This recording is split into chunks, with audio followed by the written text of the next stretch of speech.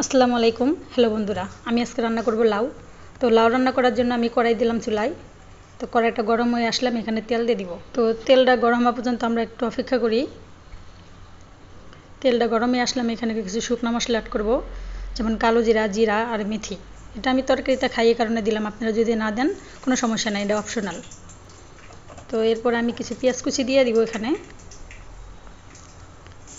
পেঁয়াজ কুচি দেওয়ার পরে আমি কিছুক্ষণ পেঁয়াজটা একটু ভাজা ভাজা করব, হালকা ভাজা করব। আর খেয়াল রাখতে হবে যাতে পেঁয়াজটা পুড়ে না যায়। পেঁয়াজটা হালকা ভেজে নিয়ে এখানে আমি কিছু বাটা মশলা অ্যাড করব। পেঁয়াজটা ভাজার জন্য এখানে আমাদের ভাজা কাঠি দিয়ে পেঁয়াজটা বারবার নাড়াচাড়া করতে হবে যাতে পেঁয়াজটা পুড়ে না যায়। তো এখানে এখন আমি কিছু বাটা মশলা অ্যাড করব। তো আমার পেঁয়াজটা ভাজা ভাজা হয়ে গেছে, আর ভাজা ভাজা করতে হবে না। তো এখানে আমি এখন বাটা মশলাটি অ্যাড করে দিব। তো দিয়ে দিলাম পেঁয়াজ বাটা, এরপরে দিয়ে দিব কিছু রসুন বাটা পরিমাণ মতো, তারপর দিয়ে দেবো পরিমাণ মতো জিরা বাটা।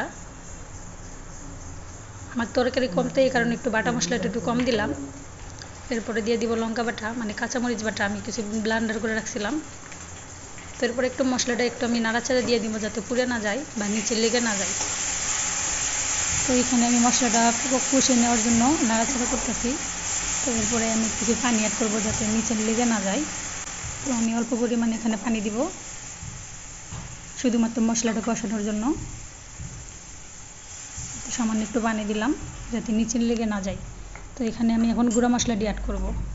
তো মশলার বলক চলে আসছে, এখানে এখন আমি দিয়ে দিব কিছু হলুদের গুঁড়া পরিমাণ মতো, দিয়ে দিব একটু মরিচের গুঁড়া।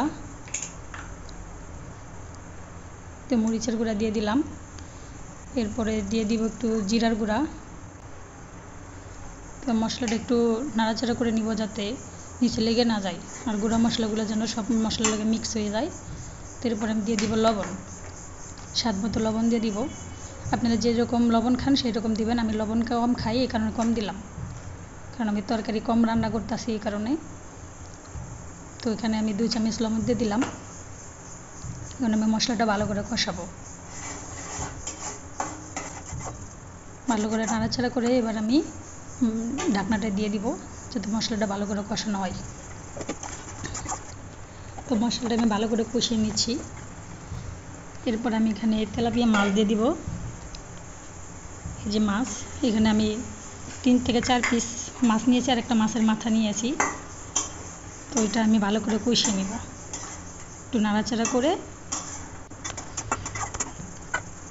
তো আমি তেলাপিয়া মাছটা ভালো করে কষিয়ে নিচ্ছি এখানে।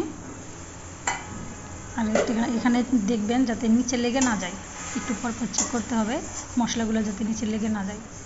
তো এখানে কষানোর জন্য আমি একটু পানি দিয়ে দিব। তো আমি মাছটাকে ভালো করে একটু কষিয়ে নিচ্ছি যাতে নিচে লেগে না যায়।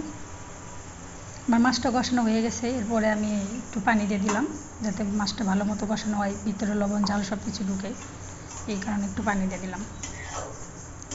এবার পানিটা দিয়ে আমি ঢাকটা দিয়ে রাখবো, মাছটা কষানো পর্যন্ত আমরা অপেক্ষা করবো এখন। তো আপনারা দেখতে পাচ্ছেন আমার মাছ কষানো হয়ে গেছে। তো এখান থেকে আমি কিছু মাছ উড়ায় রাখবো, আর কিছুটা আমি লাউ দিয়ে ভাঙায় রান্না করব। দেখতে পাচ্ছেন আমি কিছু মাছ উড়ায় রাখলাম। তো এর ভিতরে আমি এখন লাউ দিয়ে দিব। লাউ দিয়ে আমি ভালো করে নাড়াচাড়া করে নিব, ভালো করে মিক্স করে নিয়ে এখানে আমি ঢাকনা দিয়ে ঢেকে দিব। তো এখানে ঢাকনাটা উঠিয়ে বারবার একটু নেড়ে চেড়ে দিতে হবে, কারণ লাউটা এখন আমরা কষাচ্ছি, কষানোর জন্য ভালো করে নাড়াচাড়া করতে হবে। তো এটা আমি একটু নেড়ে দিলাম। তো আমি এখানে নাড়াচাড়া করে ঢেকে দিব। তো আমার লাউ থেকে যথেষ্ট পরিমাণে পানি উঠছে, আমার এখানে পানি অ্যাড করতে হবে না। যদি আপনারা ঝোলের পরিমাণ একটু বেশি খান তো আপনারা পানি অ্যাড করতে পারেন। তো আমি এখানে এখন ঢাকনা দিয়ে ঢেকে দিলাম, এখন অপেক্ষা করব লাউটা হওয়া পর্যন্ত। তো আমার লাউ তরকারিটা কষানো হয়ে গেছে। এখানে আমি আগে যে উঠানো রাখা মাছ ছিল এখানে দিয়ে দিলাম। তো মাছটা দিয়ে একটু নেড়ে চেড়ে আমি আবার ঢেকে দিলাম। এখন তরকারিটা হওয়া পর্যন্ত অপেক্ষা করব।